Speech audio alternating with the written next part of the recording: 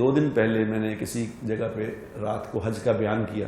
حج پہ لوگ جو جا رہے تھے, کوئی مال والی پارٹیاں تھیں جو حج پہ جا رہی ہیں, ان کی بیویاں, اور وہ حج, انہوں نے کہا جی ان سے بات کر لیں. تو میں ان سے بات کرنے کے لیے گیا. وہ سب مزے میں تھے, ان کو کوئی پرابلم نہیں تھی کہاں جا رہے ہیں, کیا ہو رہا ہے, کس طرح. وہ ان کے سوال ہی عجیب و غریب تھے. وہ عجیب سوال کر رہے تھے, وہ سوال ہی اور پوچھ رہے تھے کہ اچھا جی یہ کر لیں تو یہ کیسا ہو جائے, یہ ہو جائے تو وہ کیسا ہوتا ہے. یعنی ان کو یہ پتہ ہی نہیں تھا. اب میں نے ان کو کہا یار آپ کم از کم آپ لوگوں کو اس میں اندازہ نہیں ہے آپ جاگ کہاں رہے ہیں. کم پہلے یہ سمجھو کہ جاگ کہاں رہے ہو, حج کیا چیز ہوتا ہے. پھر میں نے انہیں گزارش کی, میں نے کہا دیکھو کامن سینس کی بات ہے, ہمیں ابھی دین کا تو اتنا نہیں سمجھ ہے, ہم کمزور لوگ ہیں, کامن سینس کی بات بتاتا ہوں آپ کو. کامن سینس یہ ہے کہ اللہ تبارک و تعالیٰ کے نبی نے ہمیں خبر دی ہے کہ جو قرآن کو حفظ یاد کرے, قرآن کو حفظ یاد کرے اور پھر اس کو یاد رکھے, پھر اس کے حلال کو حلال اور حرام کو حرام سمجھے, یعنی قرآن والی زندگی بھی گزارے. یاد کرنا, یاد رکھنا, یعنی جب موت آئے تو قرآن یاد ہی ہو, اور قرآن والی زندگی بنائے تو اللہ قیامت والے دن ایسے حافظ صاحب کو اپنے خاندان کے 10 ایسے لوگوں کی شفاعت کا حق دیں گے جن پہ جہنم واجب ہو چکی, جو جہنمی طے ہو جائیں گے جہنم. تو اللہ تعالیٰ کو کہیں گے, جب وہ جہنم میں جانے لگے گا تو اللہ کہیں گے ٹھہر جاؤ, پیچھے مڑ کے دیکھو وہ تیرے خاندان کے لوگ کھڑے ہیں, یہ سب جہنم میں جا رہے ہیں, ان میں سے 10 کو چن لو کن کن کو تم لے جانا چاہتے ہو ساتھ لے جاؤ. یہ 10 کی سفارش کر کے جنت میں ساتھ لے جائے گا. تو میں نے کہا حدیث میں آتا ہے جس کا حج قبول ہو گیا, جس کا حج قبول ہو گیا, حاجی صاحب کو اللہ قیامت والے دن 400 لوگوں کی شفاعت کا حق دیں گے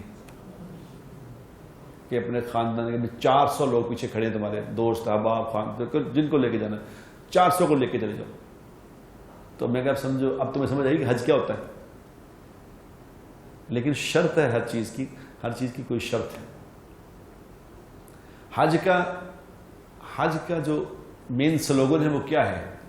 حج کا مین سلوگن ہے لا رفث ولا فسوق ولا جدال فی الحج, کہ حج بہترین وہ ہے جس میں لڑائی جھگڑا نہ ہو, جس میں گالی گلوچ نہ ہو, کسی کی غیبت چغلی نہ ہو. یہ حج کا سلوگن ہے.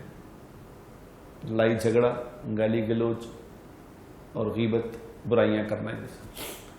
یہ حج سے اللہ سکھا رہے ہیں کہ تم نے یہ کرنا ہے زندگی میں.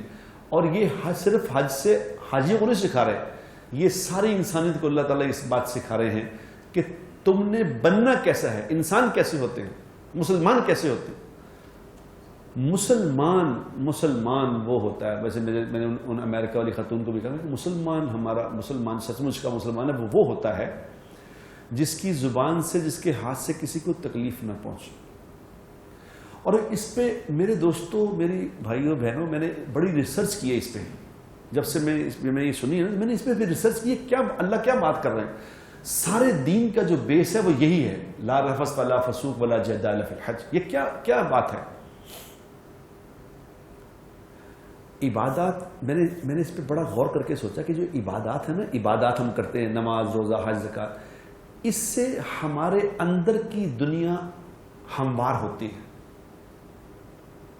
اللہ کے احکامات کو لینے کی استطاعت پیدا ہوتی ہے, اور پھر اس ہموار زمین میں اچھے اخلاق کے خوبصورت پھل پھول لگائے جاتے ہیں جس سے خوشبوئیں آتی ہیں. اچھے اخلاق سے خوشبو پھیلتی ہے, اندر بھی پھیلتی ہے, باہر بھی پھیلتی ہے. اچھے اخلاق والے کی خوشبو خود بھی محسوس کرتا ہے, لوگ بھی اس کی خوشبو محسوس کرتے ہیں. اور پھر اندر جو جڑی بوٹیاں ہوتی ہیں, جب کوئی کھیتی کرتا ہے تو اندر جڑی بوٹیاں ہوتی ہیں, تو وہ جڑی بوٹیوں کو گوڈی سے وہ نکالتے ہیں تاکہ یہ جڑی بوٹیاں ان پودوں کو نقصان نہ پہنچائیں. وہ جڑی بوٹیاں ہیں لوگوں کی ناگواریاں.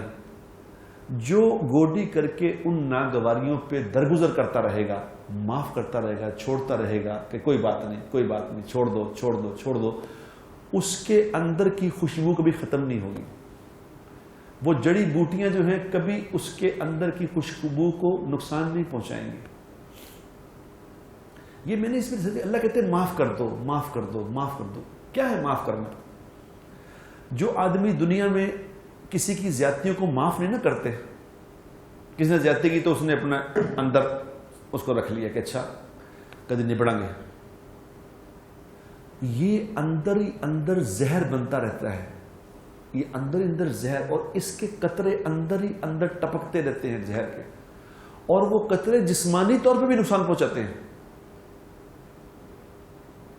مجھے پھر بعد میں خیال آیا کہ مجھے 48 سال کی عمر میں ہارٹ اٹیک ہوا تھا۔ کیوں ہوا؟ وہ مجھے دل میں ایک ایسا میرے ساتھ کسی نے زیادتی کی کہ وہ اندر ہی بس سما گئی، اندر رکھی میں نے، وہ اندر ہی مجھے سال کے اندر وہ ایسا اس نے اندر جڑ پکڑی کہ میرے اندر کا سارا سسٹم ختم کر دیا۔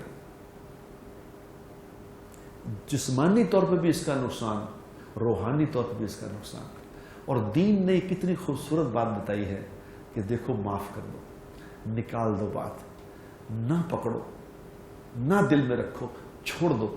جو چھوڑنا سیکھ لے گا اس کے اندر کی خوشبو کبھی ختم نہیں ہوگی۔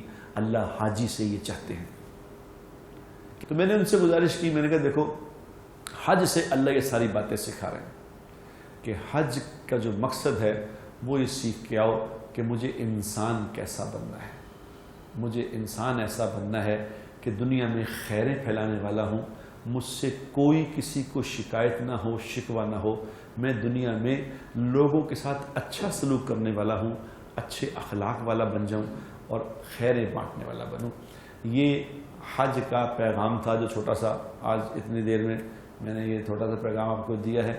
تو یہ حج والوں کے لیے بھی ہے اور میرے آپ کے لیے بھی ہے۔ اللہ ہمیں ایسا ہی مسلمان بنائے کہ ہم خیریں پھیلانے والے بنیں۔